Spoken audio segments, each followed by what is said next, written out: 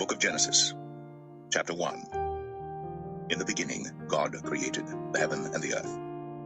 And the earth was without form and void, and darkness was upon the face of the deep. And the Spirit of God moved upon the face of the waters. And God said, "Let there be light." And there was light. And God saw the light that it was good. And God divided the light from the darkness. And God called the light day, and the darkness he called night. And the evening and the morning were the first day. And God said, "Let there be a firmament in the midst of the waters, and let it divide the waters from the waters." And God made the firmament, and divided the waters which were under the firmament from the waters which were above the firmament. And it was so. And God called the firmament heaven. And the evening and the morning were the second day. And God said, "Let the waters under the heaven be gathered together unto one place, and let the dry land appear." And it was so. And God called the dry land earth, and the gathering together of the waters called he seas. And God saw that it was good. And God said, "Let the earth bring forth grass, the herb yielding seed, and the fruit tree yielding fruit after his kind, whose seed is in itself upon the earth."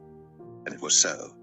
And the earth brought forth grass, an herb yielding seed after his kind, and the tree yielding fruit, whose seed was in itself after his kind. And God saw that it was good. And the evening and the morning were the third day.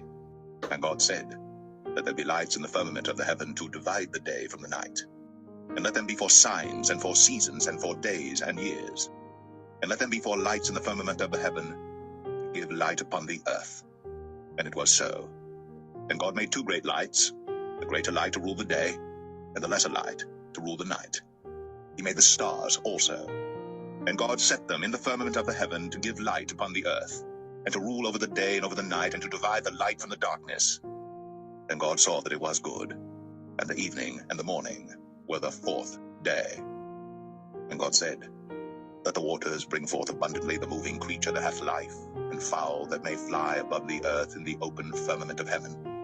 And God created great whales, and every living creature that moveth, which the waters brought forth abundantly after their kind, and every winged fowl after his kind. And God saw that it was good.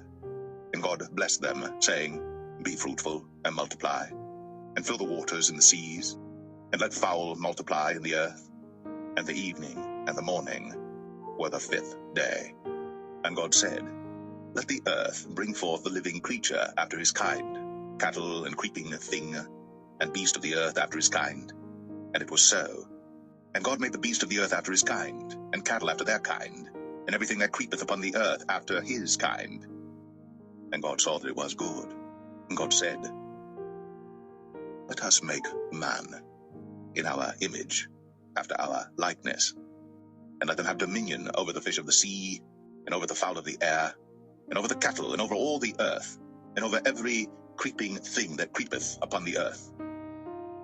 So God created man in his own image.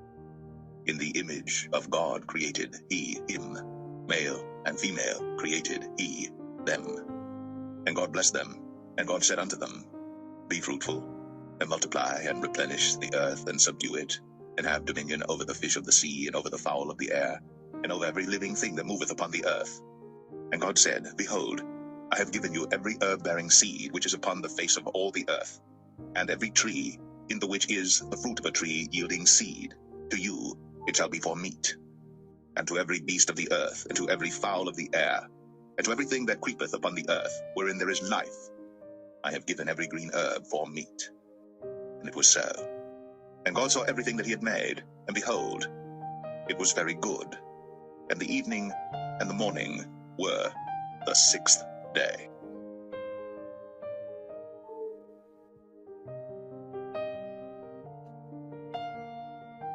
Genesis 2. Thus the heavens and the earth were finished, and all the host of them. And on the seventh day God ended his work which he had made. And he rested on the seventh day from all his work which he had made. And God blessed the seventh day, and sanctified it, because that in it he had rested from all his work which God created and made. These are the generations of the heavens and of the earth when they were created, in the day that the Lord God made the earth and the heavens. And every plant of the field before it was in the earth, and every herb of the field before it grew. But the Lord God had not caused it to rain upon the earth, and there was not a man to till the ground. But there went up a mist from the earth, and watered the whole face of the ground. And the Lord God formed man of the dust of the ground, and breathed into his nostrils the breath of life, and man became a living soul.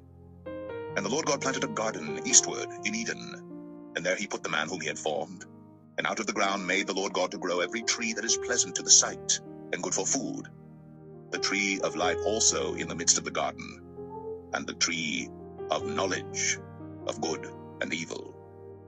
And a river went out of Eden to water the garden, and from thence it was parted, and became into 4 heads. The name of the first is Pison. That is it which compasseth the whole land of Havilah, where there is gold. And the gold of that land is good. There is bdellium, and the onyx stone. And the name of the second river is Gihon.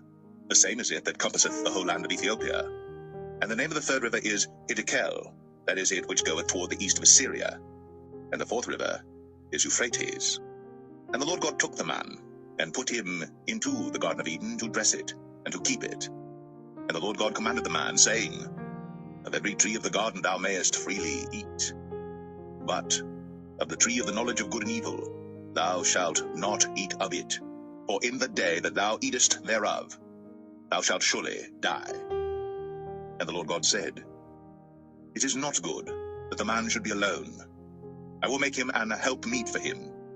And out of the ground the Lord God formed every beast of the field and every fowl of the air, and brought them unto Adam to see what he would call them. And whatsoever Adam called every living creature, that was the name thereof. And Adam gave names to all cattle, and to the fowl of the air, and to every beast of the field. But for Adam there was not found an helpmeet for him. And the Lord God caused a deep sleep to fall upon Adam, and he slept. And he took one of his ribs, and closed up the flesh instead thereof.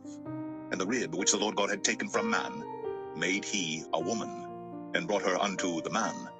And Adam said, This is now bone of my bones, and flesh of my flesh.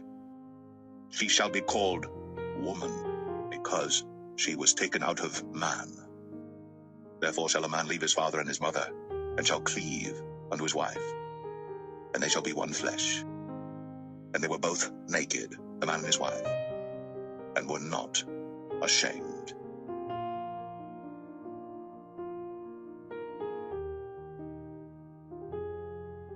Genesis 3.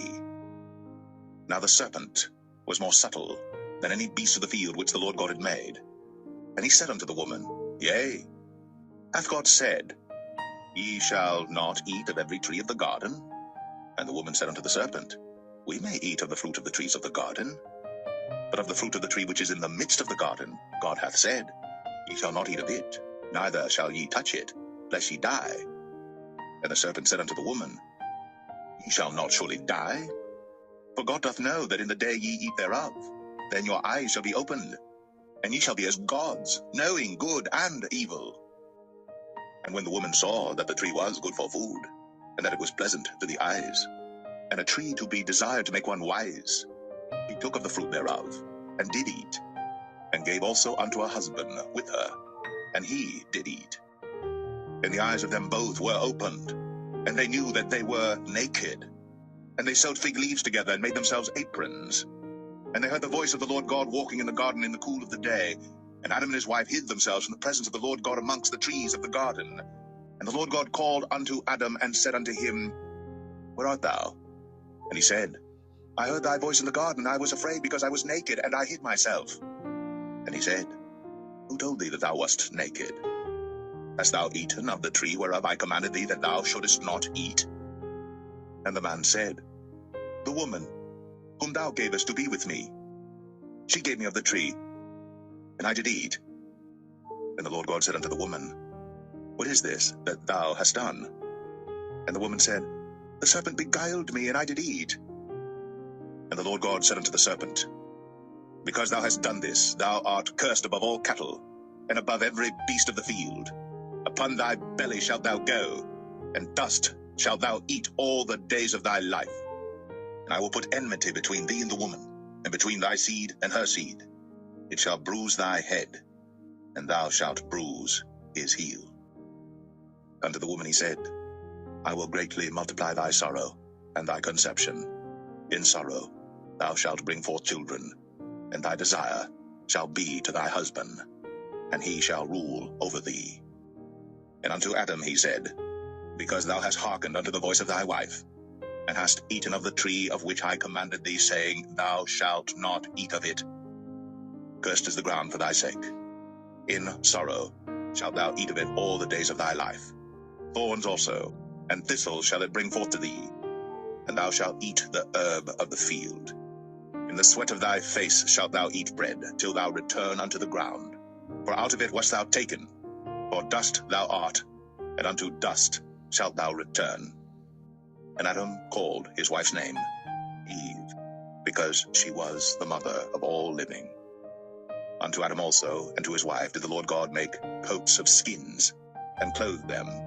And the Lord God said, Behold, the man is become as one of us, to know good and evil. And now, lest he put forth his hand, and take also the tree of life, and eat, and live forever. Therefore the Lord God sent him forth from the Garden of Eden, to till the ground from whence he was taken. So he drove out the man, and he placed at the east of the Garden of Eden cherubims, and a flaming sword which turned every way, to keep the way of the tree of life.